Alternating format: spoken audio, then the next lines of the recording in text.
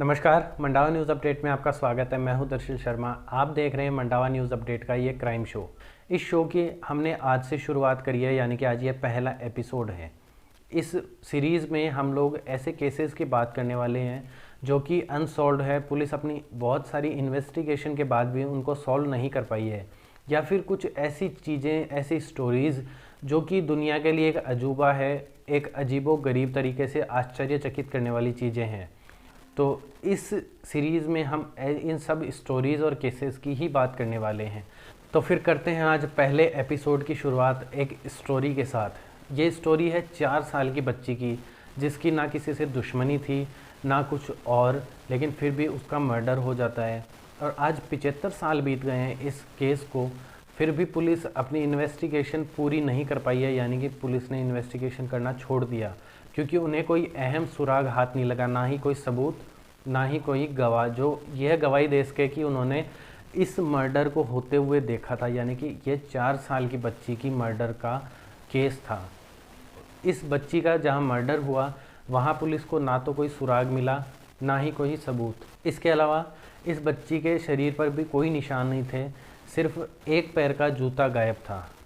इस बच्ची के लेफ्ट पैर का जूता वहीं पे था, उसने पहना हुआ था, लेकिन राइट पैर का जूता गायब था।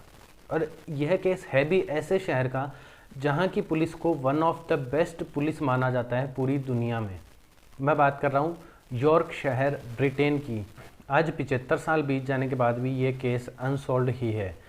उस बच्ची की माँ इस आस में मर गई कि वह अपनी बच्ची के कातिल को तो देख सके, लेकिन पुलिस कातिल को पकड़ने में कामयाब नहीं हो सकी और उस बच्ची की माँ की डेथ हो गई।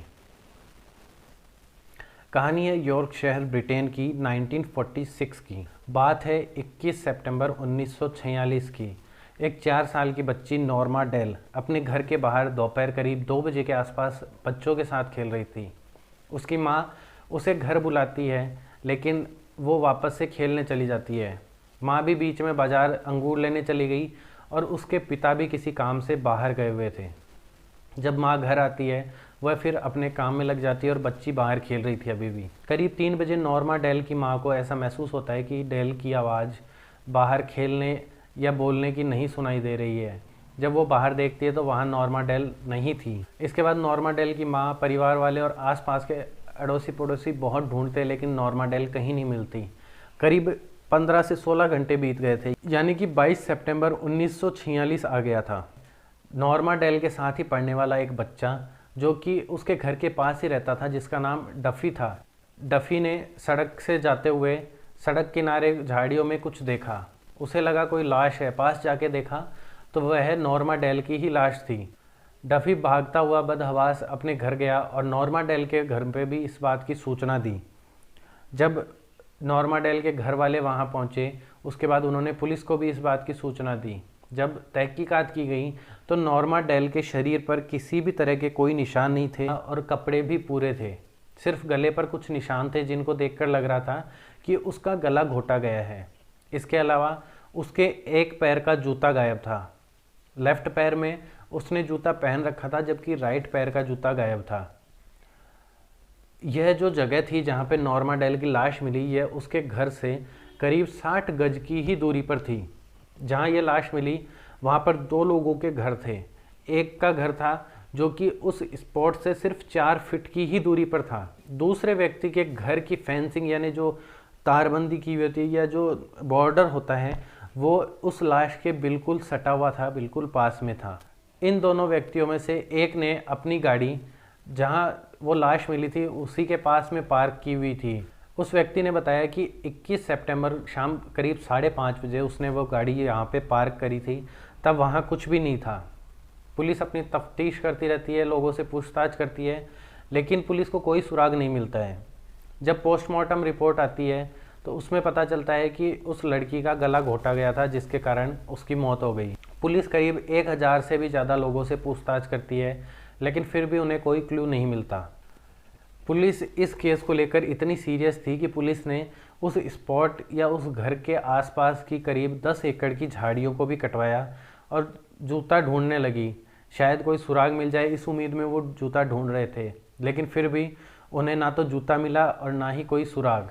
ना ही कोई ऐसा व्यक्ति था जो गवाही दे सके या जिसने मर्डर होते हुए देखा हो। जब पुलिस को कोई सुराग सबूत हाथ नहीं लगता है तो थक हार कर वो इस केस को ठंडे बस्ते में छोड़ देती है। बाद में स्कॉटलैंड की पुलिस और डिटेक्टिव्स को भी इसके लिए हायर किया गया, उनकी मदद ली गई। पुलिस की इस जांच पड़ताल में कई साल बीत गए थे, लेकिन फिर भी पुलिस को कोई सुराग हाथ नहीं लग रहा था। इसी दौरान में नॉर्मा डेल का एक कजिन है एलन पोवेल, जो कि नॉर्मा से 8 साल बड़ा था। आज भी वो जिंदा है, करीब उनकी उम्र 80 साल के लगभग होगी। नॉर्मा के कजिन एलन ने बाद में बताया कि इस इंसिडेंट के कुछ दिनों बाद उसके पेरेंट्स मम्मी के भाई या बहन में से किसी से बात कर रहे थे। वो जेंडर को लेकर क्लियर नहीं है कि वो मेल था या फीमेल, क्योंकि वो कॉमिक्स पढ़ने का नाटक कर रहा था, जबकि उसके कान पेरेंट्स की बातों की तरफ ही थे। यानी कि वो सिर्फ आंखों से नहीं देख रहा था, कान से सुन रहा था कि उसके पेरेंट्स क्या बातें कर रहे हैं। नॉर्मा के साथ जो कुछ हुआ उसकी आखिरी 10 मिनट की कहानी भी वो लोग बता रहे थे, और उस शख्स का नाम भी लिया जिसने कत्ल किया, लेकिन मैं वो नाम किसी को बता नहीं सकता क्योंकि प्रूफ नहीं है, ऐसा एलन ने पुलिस को कहा था। उसने बयान दिया। नॉर्मा का एक और कजिन है ब्रॉन डेल, और उसकी वाइफ बेथ। दोनों ने एक बुक लिखी वन रेड शू के नाम से। उन्होंने बुक में उस कातिल का नाम भी लिखा जिसने नॉर्मा डेल का मर्डर किया था। उन्होंने किताब के लिए नॉर्मा की माँ से बात की। उसकी माँ भी ये चाहती थी कि यह किताब छपे। जब इस बात की जानकारी उस शख्स के घर वालों तक पहुंची जिसका नाम इस किताब में कातिल के तौर पर लिखा गया था, तो उसके परिवार वालों ने डेल और उसकी वाइफ बेथ को चेतावनी दी और कहा कि अगर सबूत है तो आप नाम लिखो, लेकिन अगर नहीं है तो केस लड़ने के लिए तैयार हो जाओ। इसके अलावा उन्हें समय समय पर बार बार में धमकियां भी मिल रही थी, जिसके कारण डेल और उनकी वाइफ बेथ घबरा गए। उन्हें गुमनाम धमकियां भी मिल रही थी और केस का भी डर था। इस बुक को लिखने से पहले डेल और उनकी वाइफ बेथ ने पुलिस और डिटेक्टिव्स के साथ मिलकर इस केस की बारीकी से जांच की थी और 30 से ज़्यादा फाइलों को खंगाला था। बुक लिखने के आसपास के समय में ही 2003 में नॉर्मा की मां की डेथ हो गई थी। नॉर्मा की मां की डेथ के बाद यह बुक भी ठंडे बस्ते में चली गई, यानी कि यह कभी छपी ही नहीं। 70 साल बाद पुलिस को फिर से एक दिन इस केस की याद आई और उन्होंने सोचा कि क्यों ना इस केस की फिर से छानबीन की जाए। हालांकि जो कातिल था वो अगर पकड़ा भी जाता, उसका पता भी चलता है, तो हो सकता है कि अब वो इस दुनिया में हो भी या नहीं भी।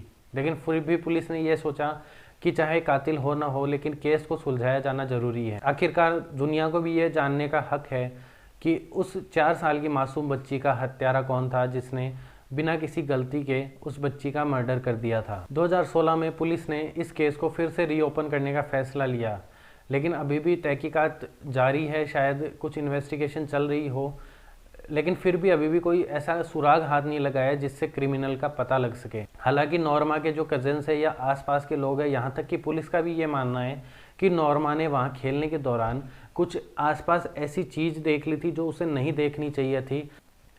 आज 76 साल हो गए हैं, आज भी ये केस अनसॉल्व्ड ही है, लोगों के लिए मिस्ट्री ही है। इसके बारे में आज भी किसी को कुछ पता नहीं है कि आखिरकार कातिल कौन था। इस केस से जुड़े बहुत से लोगों की अब तक मौत भी हो चुकी होगी, लेकिन फिर भी ये केस किसी नतीजे पर नहीं पहुंच पाया है। पुलिस को भी कोई अहम सुराग हाथ नहीं लगा है। ये केस इतिहास के कुछ ऐसे केसेस में से है जो कि आज भी अनसॉल्व्ड हैं, लोगों के लिए मिस्ट्री हैं।